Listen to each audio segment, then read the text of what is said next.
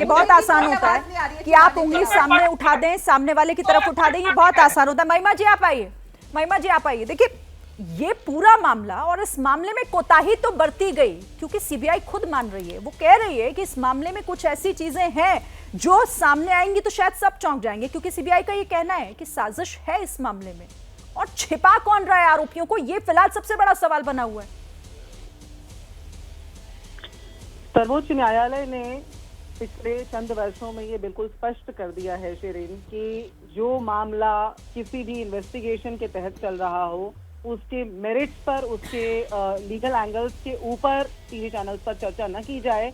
तो इसलिए सीबीआई को क्या पता चल रहा है वो वक्त के साथ सबके सामने आ जाएगा, जब तथ्य सामने आ जाएंगे, जब सच्चाई सामने आ जाएगी। फिलहाल उस पर न जाया जाए।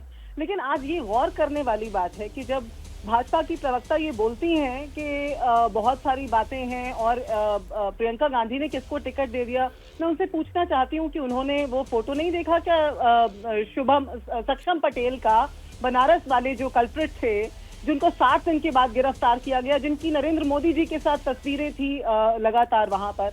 आज मैं ये भी पूछना चाहती हूँ शिरीन आपके माध्यम से अपने सारे दर्शकों से, देशवासियों से, कि पिछले 10 वर्ष में महिलाओं के विरुद्ध जो अपराध होता है वो कम हुआ है या बढ़ा है? निरंतर बढ़ा है और पहले जैसे नहीं बढ़ा, उस प्रकार से बढ़ा है। आज देश के अंदर 86 महिलाओं के साथ प्रतिदिन बलात्कार हो रहा है। मैं आपको 3 मामले बड़ी जल्दी से बता देना चाहती हूँ। ये जिस दिन मामला हुआ एक हमारी डॉक्टर बहन के साथ, उसी के आसपास राजस्थान के सिरोही में 13 अगस्त को 63 साल की महिला के साथ गैंगरेप किया गया लुटेरों के द्वारा।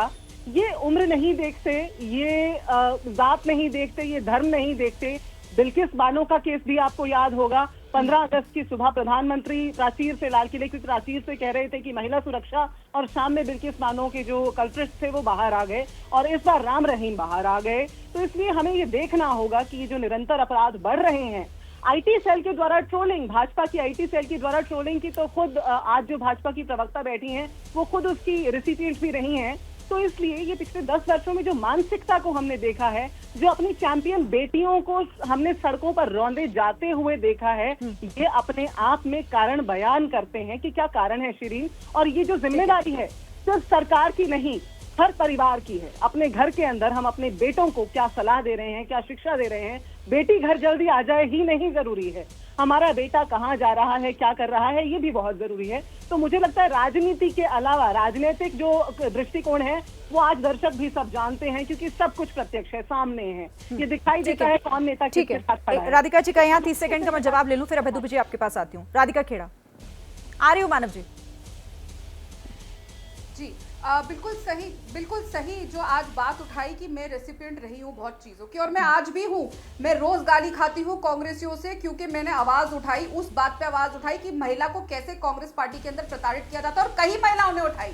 तो आज जो कांग्रेस बैठ के एक न्याय पे ऊंचा स्टैंड ले रही है, खुद की पार्टी पे जब जब महिला पे कुछ हुआ है, चाहे वो प्रियंका चतुर्वेदी थी, चाहे अर्चना गौतम थी जो एक दलित लड़की है, चाहे मैं हूं, चाहे अंकिता दत्ता, चाहे और भी इतनी लड़कियां थी एनएसयूआई और यूथ कांग्रेस की, जिन्होंने जब जब शिकायत लगाई कि उनके साथ बदतमीजी हुई, बदसलूकी हुई पार्टी दफ्तर के अंदर या पार्टी के बड़े नेताओं द्वारा, तो कांग्रेस पार्टी ने चुप्पी मौन ली। लेकिन जब उन्नाव में या हाथरस में कुछ होता है तो वही राहुल गांधी, वही प्रियंका वाड्रा बड़े बड़े ट्वीट्स लिखते हैं, मैं देखता हूं, मैं देखती हूं कौन मुझे रोकता है, और ट्रेजेडी टूरिज्म करने पहुंच जाते हैं।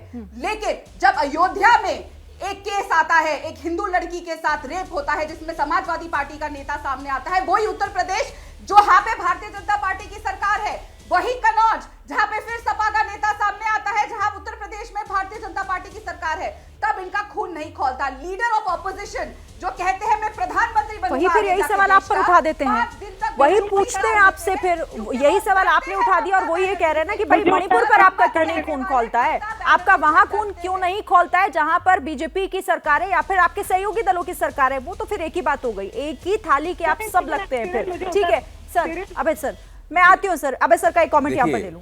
तृणमूल कांग्रेस के साथी का आरोप यह है कि भारतीय जनता पार्टी इस पूरे मसले का राजनीतिकरण कर रही है, तो भाजपा तो इसका राजनीतिकरण करेगी। वो पश्चिम बंगाल में एक बार नहीं कई बार ममता बनर्जी के हाथों बड़ी जबरदस्त पराजय झेल चुकी है। तो भाजपा को ये मौका आखिरकार टीएमसी ने क्यों दिया है? भाजपा अभी लोकसभा चुनाव में जबरदस्त पराजय के बाद में वहां तकरीबन ठंडी पड़ी हुई थी। ये एक जो मौका दे दिया ये टीएमसी ने। देखिए, हर सरकार को एक बढ़िया गवर्नेंस का मॉडल लेके सामने आना चाहिए। अगर वो गवर्नेंस का मॉडल लेके सामने नहीं आएगी और इस प्रकार की गलतियां करेगी, इस प्रकार के बड़े बड़े गूफअप होंगे, इतना भयानक और इतना नृशंस किस्म का बलात्कार हुआ है, और उसको जिस तरीके से, अब जैसे कि वो प्रिंसिपल साहब हैं घोष साहब, संदीप घोष, उनके बारे में तो जब अखबारों में पढ़ते हैं लगता है उनसे ज्यादा शक्तिशाली व्यक्ति कोई है ही नहीं। उनको हमेशा ही हर संकट के बाद में और भी ज्यादा अच्छे पद से नवाजा जाता है। तो ये सारी की सारी घटनाएं जो है ना, वो सरकार के ऊपर एक सवालिया निशान लगा देती हैं। जहां तक भाजपा का सवाल है, वो तो आप सब लोग बात कह ही रहे हैं कि भाजपा के हाथ भी कोई बहुत साफ नहीं है महिलाओं पर यौन दुराचार के मामले में। सबके दामन में दाग है और इसीलिए सब दूसरे की तरफ उंगली उठा देते हैं। मेरे पास वक्त इतना ही था, मानव इसका जवाब देना चाह रहे थे और मैं बाकी मेहमानों के पास भी नहीं जा पाऊंगी। बहुत बहुत धन्यवाद आप सभी का हमारे साथ जुड़ने के लिए और इस चर्चा में शामिल होने के लिए।